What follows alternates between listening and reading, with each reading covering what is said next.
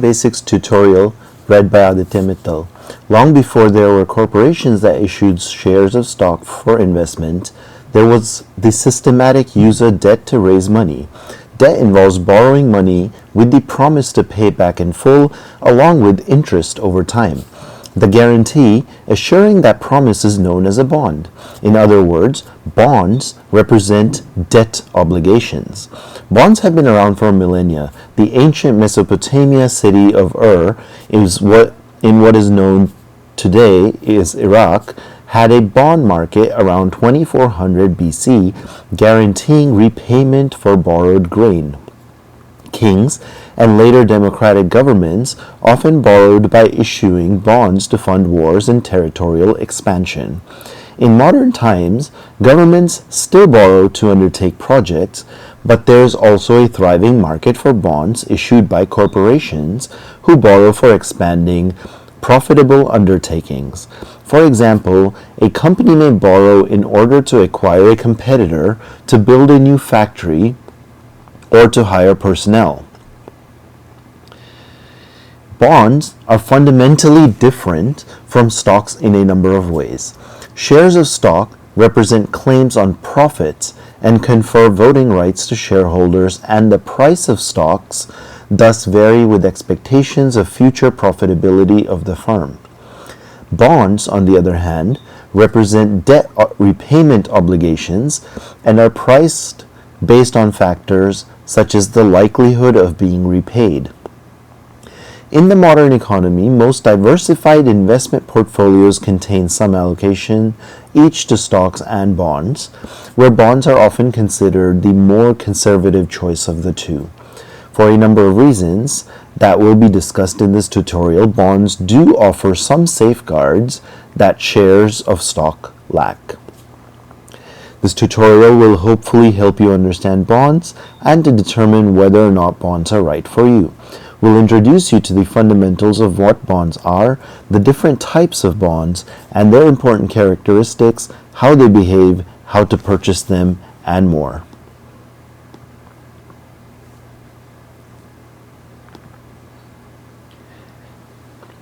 Most simply, bonds represent debt obligations and therefore are a form of borrowing. If a company issues a bond, the money they receive in return is a loan and must be repaid over time. Just like the mortgage on a home or a credit card payment, the repayment of the loan also entails periodic interest to be paid to the lenders.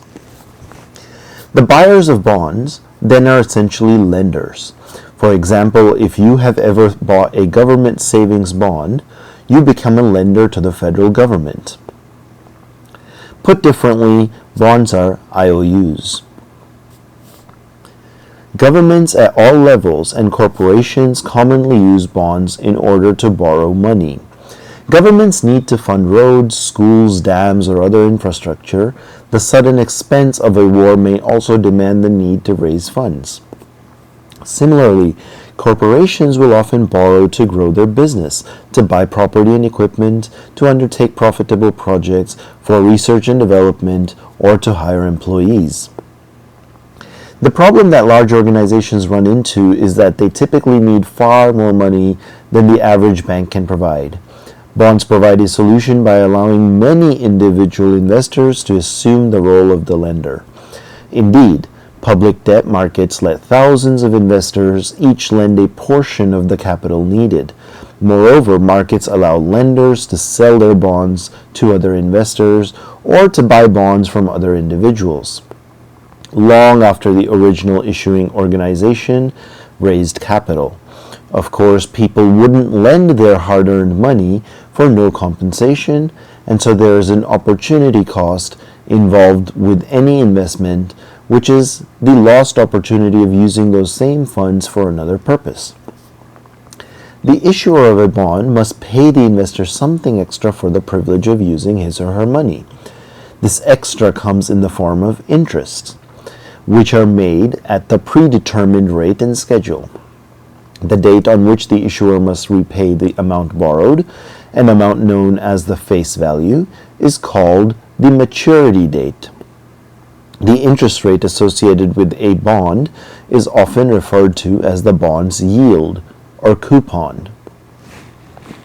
In the past, when bonds were issued as paper documents, there would be actual coupons that investors would clip and redeem for their interest payments.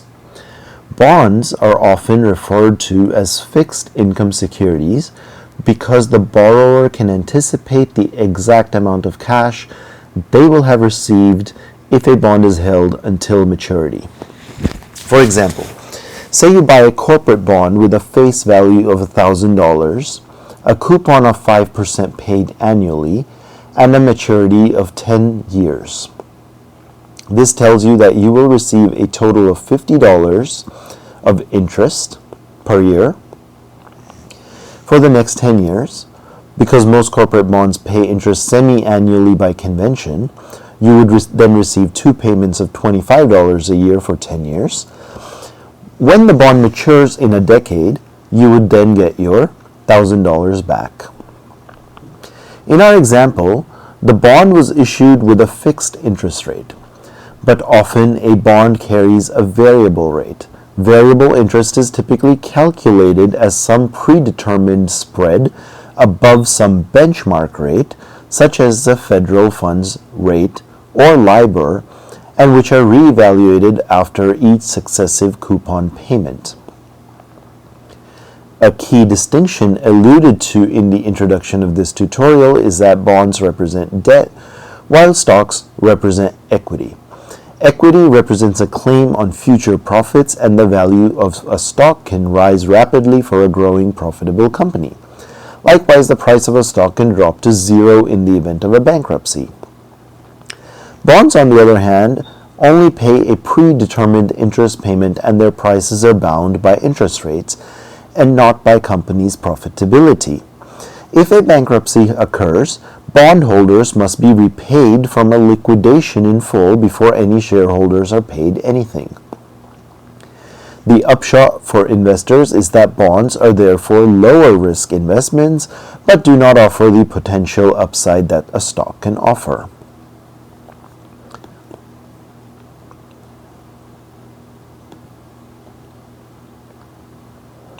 Bond basics.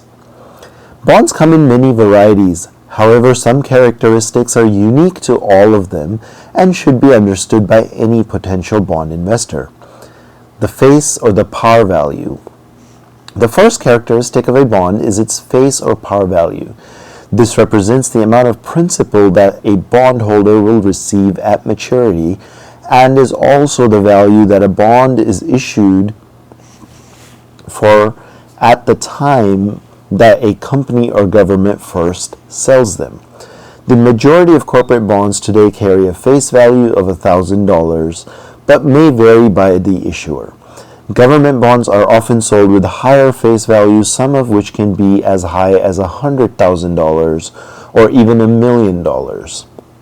The face value of a bond should not be confused with the price of a bond observed in the market. The face value is always a given amount, while the price will fluctuate over time. We will discuss what influences bond prices. When the observed market price of a bond is lower than the stated face value, it is said to be trading at a discount. And when the market price is higher than par, it trades at a premium. The next characteristic we want to talk about is the coupon or the yield. The coupon or yield of a bond is the interest rate that the issuer agrees to pay its bondholders. Interest payments on corporate bonds are typically paid semi-annually, but may also be paid annually or quarterly. Some bonds do not pay a coupon at all, zero coupon bonds, but are instead sold at an initial discount to be repaid at the full face value at maturity, which has the same net effect as paying interest on a bond sold at face value. The yield is expressed at a percentage of the face value. So a yield of 10% on a $1,000 face value bond would imply an annual payment of $100 in interest.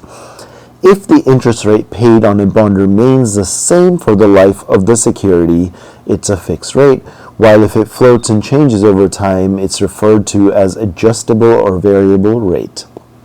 Variable rates are typically pegged as a spread above some other benchmark rate, such as that paid on a 10-year government bonds or the LIBOR rate. The yield of a bond is determined by a number of factors. First, the prevailing interest rate environment. Second, inflation expectations. And third, the chances of being repaid or not. The greater the risk of not being repaid, the higher the yield on the bond. A bond with a shorter maturity is more predictable, therefore, than a bond with a long maturity. And therefore, the bond with a longer maturity will typically carry a higher interest rate. A company on an insecure financial footing will also carry a higher interest rate on its bonds, since it may be more likely to default than a solid blue chip company.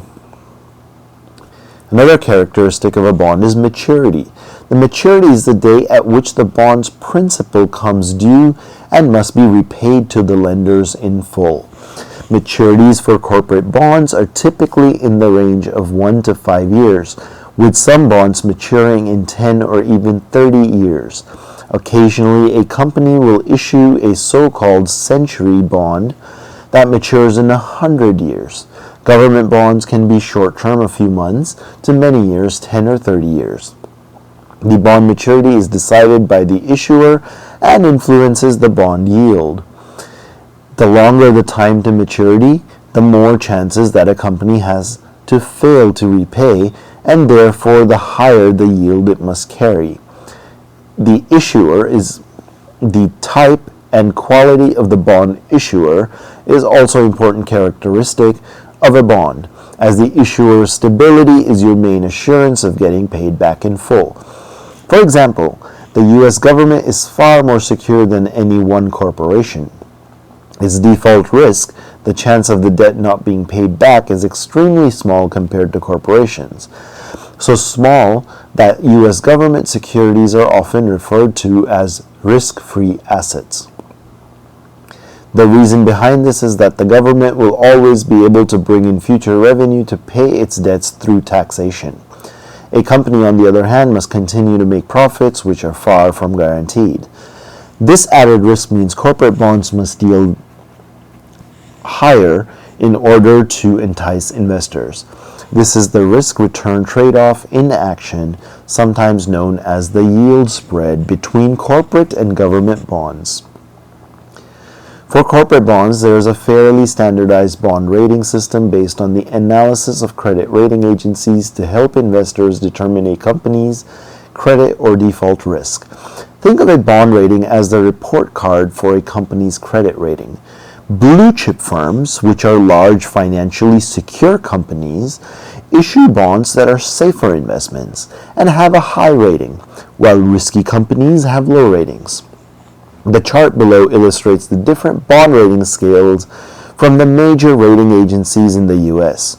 Moody's, Standard & Poor's, and Fitch Ratings. So, Moody's, AAA, S&P Fitch, AAA, high quality investment. AA, high quality investment. A, strong investment. BAA or BBB, medium grade investment. BAB or BB, B is a junk or speculative investment. CAA, CAC, or from S&P Fitch, CCC, CCC is a junk or highly speculative investment. A C or D investment is also a junk or in default investment. So really you should be looking for, if you want low risk investments, you should be looking for A. It's just like your school grades in some ways. A, B, C, D. Notice that if a company falls below a certain credit rating, its grade changes from investment quality to junk status. Junk bonds or high yield bonds are below investment grade and are aptly named. They're often debt issued by companies in some sort of financial difficulty or instability, Because they are so risky, they have to offer much higher yields than any other debt. This brings up an important point. Not all bonds are inherently safer than stocks. Certain types of bonds can be just as risky, if not riskier, than stocks.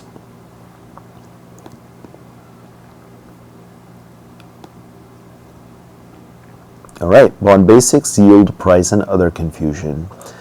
The market prices bonds based on the bond's particular characteristics. A bond's price changes on a daily basis just like that of any other publicly traded security, where supply and chain demand in any given moment determines the observed price. But there's logic to how bonds are valued. Up to this point, we've talked about bonds as if every investor holds them to maturity. It's true that if you do this, you're guaranteed to get your principal back plus interest. However, a bond does not have to be held to maturity. At any time, a bondholder can sell their bonds in the open market, where the price can fluctuate, sometimes dramatically. The price of a bond changes in response to changes in interest rates in the economy. This is due to the fact that for a fixed rate bond, the issuer has promised to pay a coupon based on the face value of the bond. So for a $1,000 par or face value, 10% annual coupon bond, the issuer will pay $100 a year. Say that the prevailing interest rates are also 10% at the time that the bond is issued, as determined by the rate on the short-term government bond.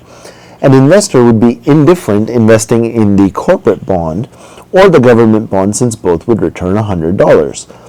Imagine a little while later, however, that the economy has taken a turn for the worse and the interest rates drop to 5%. Now the investor can only receive $50 from the government bond, but would still receive $100 from the corporate bond. This makes the corporate bond much more attractive, and so the investors in the market will bid up the price of the bond until it trades at a premium that equalizes the prevailing interest rate environment. In this case, the bond will now trade at a price of $2,000, even though the par value is only $1,000, so that the $100 coupon represents 5%. Likewise, if interest rates soared to 15%, then an investor could make the $150 from the government bond instead, and would not pay the $1,000 to earn the $100 on the corporate bond. This bond would be sold until it reached a price that equalizes the yield, or a discounted price of $666.67. This is why the famous statement that a bond's price varies inversely with interest rate works. When an interest rate goes up, bond prices fall in order to have the effect of equalizing the interest rates on the bond with the prevailing rates, and vice versa. Another way of illustrating this concept is to consider what the yield on our bond would be given a price change instead of given an interest rate change. For example, if the price were to go down from $1,000 to $800, the yield goes up to 12.5%. This happens because you're getting the same guaranteed $100 interest on an asset that's worth $800. Conversely, if the bond goes up in price to $1,200, the yield shrinks to 8.33%, 100 over 1,200. The yield to maturity of a bond is another way of considering a bond's price. Yield to maturity is the total return anticipated on a bond if the bond is held until the end of its lifetime. Yield to maturity is considered a long-term bond yield, but is expressed as an annual rate. In other words, it's the internal rate of return of an investment in a bond if the investor holds the bond until maturity, and if all payments are made as scheduled. Yield to maturity is a complex calculation, but is quite useful as a concept evaluating the attractiveness of one bond relative to other bonds of different coupon and maturity in the market. The formula for yield to maturity involves solving for the interest rate in the following equation, which is no easy task, and therefore most bond investors interested in yield to maturity will use a computer. So here's the equation which you can look up or use a computer to solve for yield to maturity to figure out the bond price based on the cash flow you're getting from it and its maturity value and so on.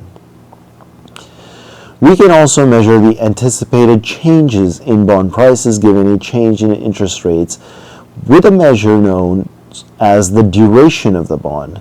Duration is expressed in units of number of years since it's originally referred to zero coupon bonds, whose duration is its maturity. For practical purposes, however, duration represents the price change in a bond given a 1% change in interest rates. We call this second, more practical definition the modified duration of a bond.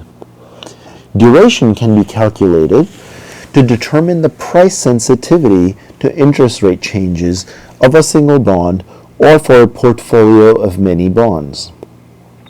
In general, bonds with long maturities and also bonds with low coupons have the greatest sensitivity to interest rate changes.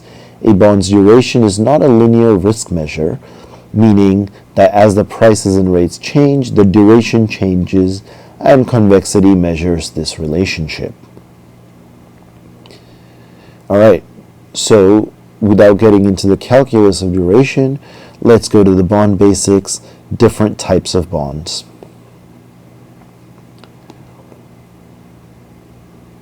Okay, bonds come in many different varieties, and here we will cover just the most common types.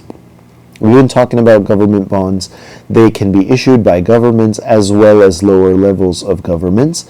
At the national or federal level, these government bonds are known as sovereign debt and are backed by the ability of a nation to tax its citizens and to print currency.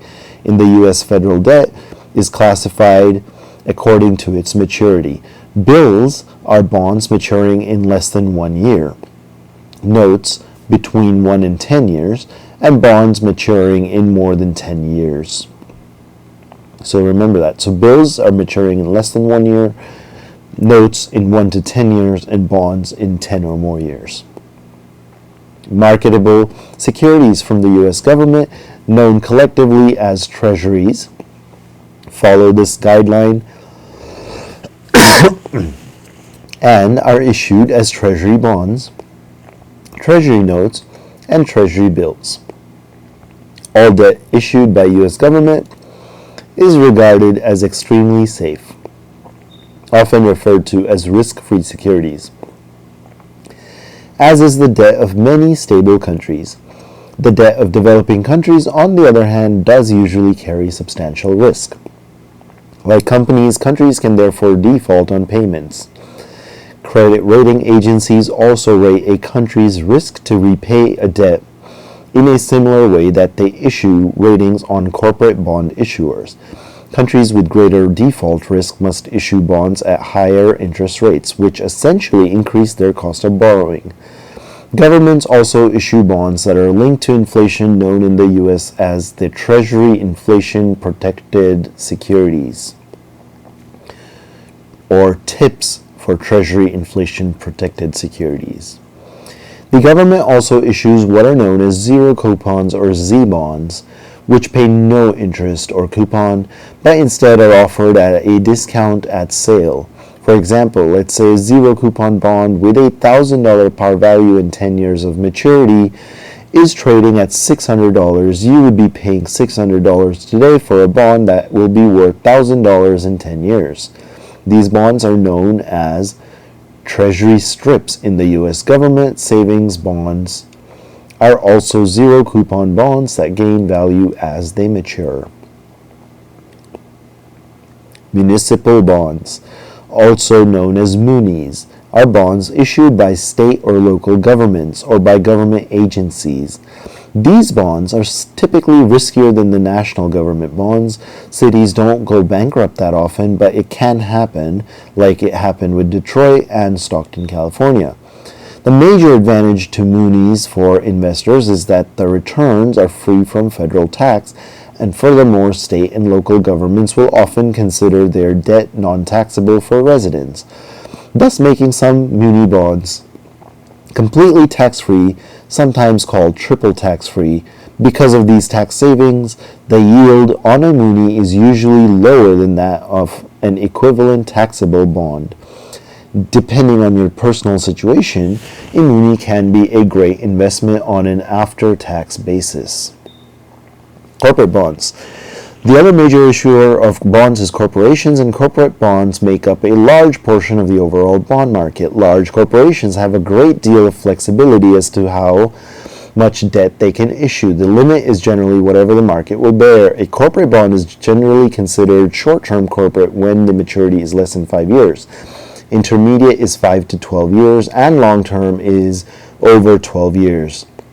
Corporate bonds are characterized by higher yields than government securities because there is a higher risk of a company defaulting than a government. The upside is that they can also be the most rewarding fixed income investments because of the risk the investor must take on, where higher credit companies that are more likely to pay back their obligations will carry a relatively lower interest rate than riskier borrowers. Companies can issue bonds with fixed or variable rates and varying maturity. Bonds issued by highly rated companies are referred to as investment grade, while those below investment grade are junk or high yield. Convertible bonds are debt issued by corporations that give the bondholder the option to convert the bonds into shares of common stock at a later date. The rate at which investors can convert bonds into stocks, that is the number of shares an investor gets for each bond, is determined by a metric called a conversion rate. The conversion rate may be fixed or variable depending on the terms of the offering. A conversion rate of 30 means that for every $1,000 of par value the convertible bondholder converts, she receives 30 shares of stock. It's not always profitable to convert bonds into equity. Investors can determine the break-even price by dividing the selling price of the bond by the conversion rate. Typically, investors will exercise this option if the share price exceeds the break-even price. Convertible bonds typically carry lower yields due to this right given to investors. Callable bonds are bonds that can be redeemed by the issuer at some point prior to its maturity. If interest rates have declined since the company first issued the bond, the company is likely to want to refinance this debt at a lower rate of interest. In this case, the company calls its current bonds and reissues them at a lower interest rate. Callable bonds typically have a higher interest rate to account for this added risk to investors. When homeowners refinance a mortgage, they are calling in their older debt for the new loan at better rates. Puttable bonds allow bondholder to force the issuer to repurchase the security at specified dates before maturity.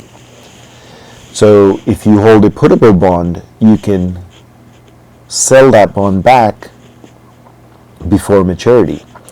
The repurchase price is set at the time of the issue and is usually par value and generally works to favor of investors. Therefore, yields on these bonds tend to be lower. Asset-backed securities.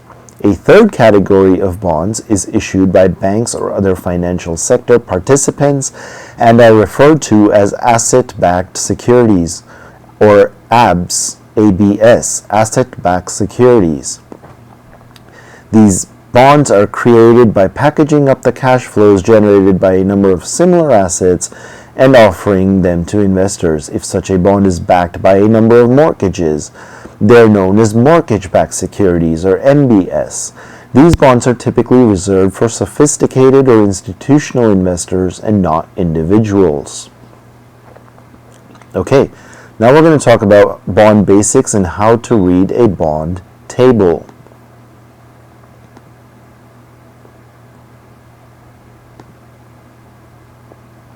All right. So here we have a bond table. We can see in column 1 we have the issuer.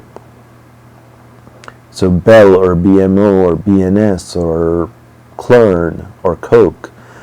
This is the company, state, or country that is issuing the bond. Column 2, we have the coupon. The coupon refers to the fixed interest rate that the issuer pays to the lender. So Coke, for example, pays 5.65% interest rate. That's the fixed interest rate. Column 3 is the maturity date.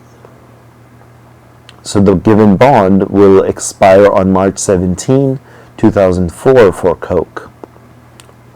So since this is 2017, it's already expired. The AGT LT at the top will expire on September 22nd, 2025. So it's 2017, so that's 8 more years. The next is the bid amount, the bid price. This is the price that someone's willing to pay for the bond at the moment. It's quoted in relation to 100 no matter what the par value is. Think of the bid as a percentage. So a bond with a bid of 93 is trading at 93% of its par value, or at a discounted rate. If it's above 100, it's trading at a premium. So column 5 is the yield. So the yield indicates annual return until the bond matures. Usually this is yield to maturity, not the current yield. So if the bond is callable, it will have a C, where the dash dash is the year the bond can be called. So, for example, C10 means the bond can be called as early as 2010.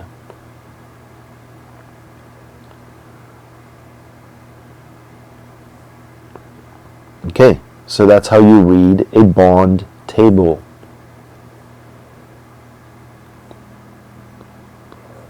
Next, how do you trade these bonds?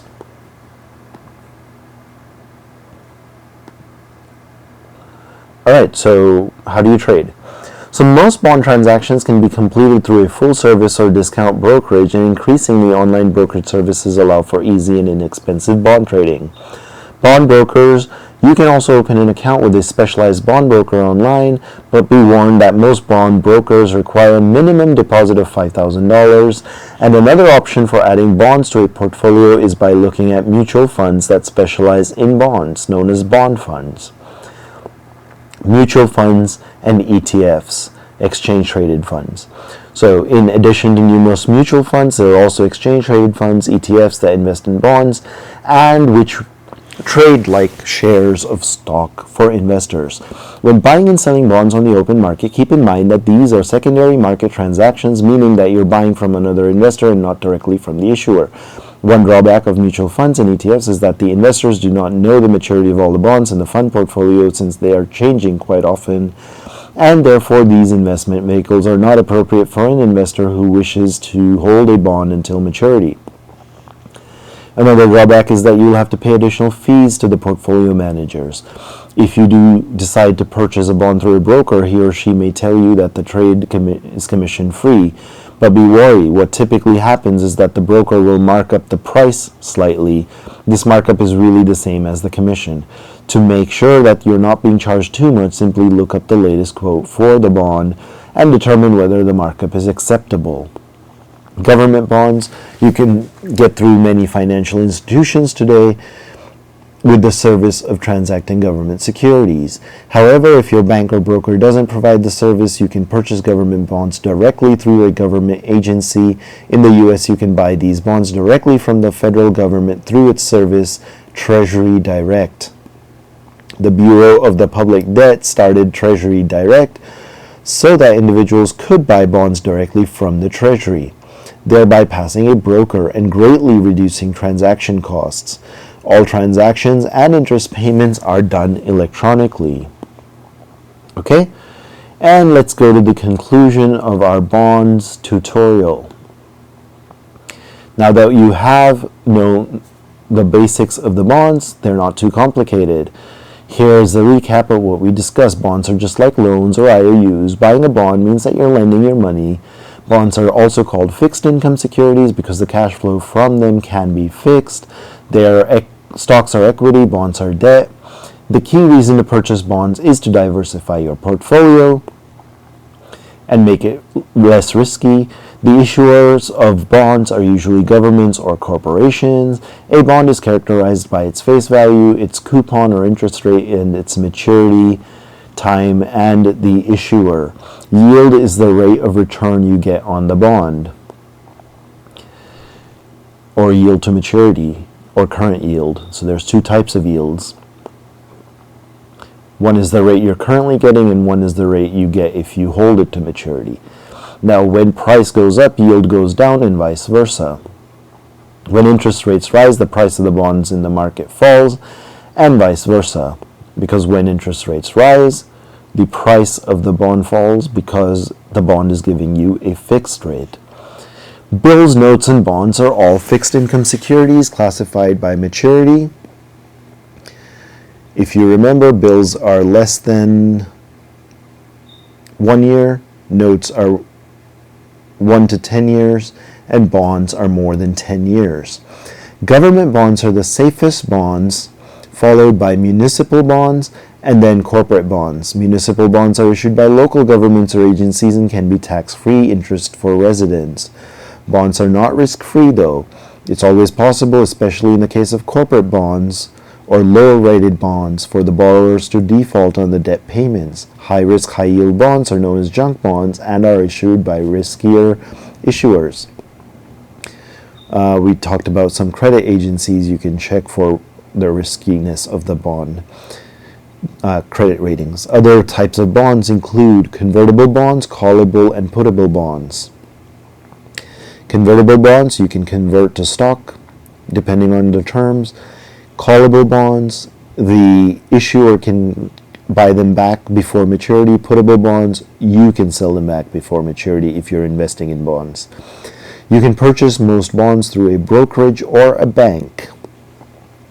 If you are a U.S. citizen, you can buy government bonds through Treasury Direct. Often brokers will not charge a commission to buy the bonds, but will mark up the price instead so they can advertise that there's no commission. All right, so that's it about bonds, and I hope you now have a good understanding of what bonds are, how to read the table for bonds, how to trade bonds, and so on, and how to buy government bonds through Treasury Direct. This is Aditya Mittal, and you can find more information online or review this tutorial.